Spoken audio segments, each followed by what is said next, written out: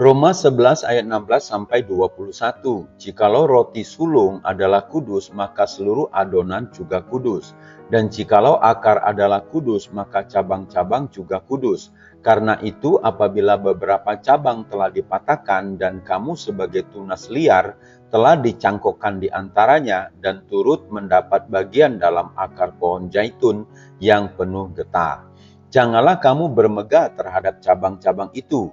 Jikalau kamu bermegah, ingatlah bahwa bukan kamu yang menopang akar itu, melainkan akar itu yang menopang kamu. Mungkin kamu akan berkata, ada cabang-cabang yang dipatahkan, supaya aku dicangkokkan di antaranya sebagai tunas. Baiklah, mereka dipatahkan karena ketidakpercayaan mereka, dan kamu tegak tercacak karena iman. Janganlah kamu sombong, tetapi takutlah. Sebab kalau Allah tidak menyayangkan cabang-cabang asli, Ia juga tidak akan menyayangkan kamu. Cabang yang asli dan carang cangkokan. Saudara-saudara, dalam teks Roma 11 ayat 16, Rasul Paulus menggunakan analogi, jikalau roti sulung adalah kudus, maka seluruh adonan juga kudus. Dan jikalau akar adalah kudus, maka cabang-cabang juga kudus. Apa makna dari analogi ini?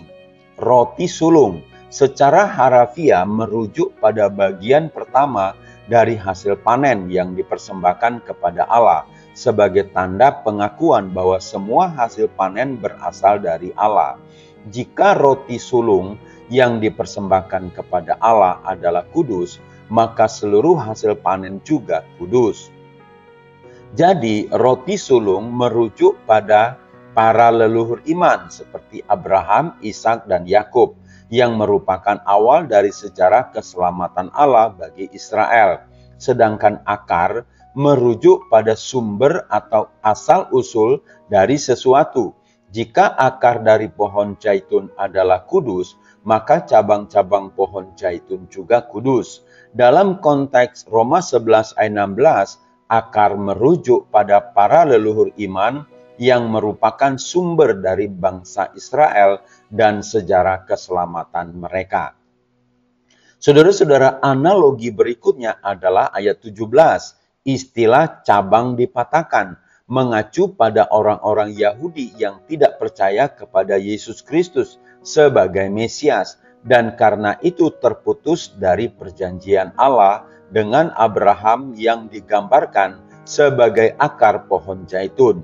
Pohon zaitun dalam analogi ini melambangkan Israel, sementara dicangkokkan di antaranya merujuk pada orang-orang non-Yahudi atau bangsa-bangsa lain yang percaya kepada Yesus, dan karena itu melalui iman disatukan dengan akar pohon zaitun, yaitu perjanjian Allah dengan Abraham, dan ikut menikmati berkat-berkat rohani dari perjanjian tersebut. Orang non-Yahudi mungkin berpikir bahwa mereka menggantikan orang Yahudi, tetapi mereka harus ingat bahwa mereka hanyalah cabang liar yang dicangkokkan. Jika Allah tidak menyayangkan cabang-cabang asli, yaitu orang-orang Yahudi yang menolak Kristus, maka Ia juga tidak akan menyayangkan orang non-Yahudi yang tidak beriman. Jadi jangan sombong, sebab semua karena kemurahan Tuhan. Bersyukur Injil telah sampai kepada kita. Mari melayani bersama kami, HOR Ministry.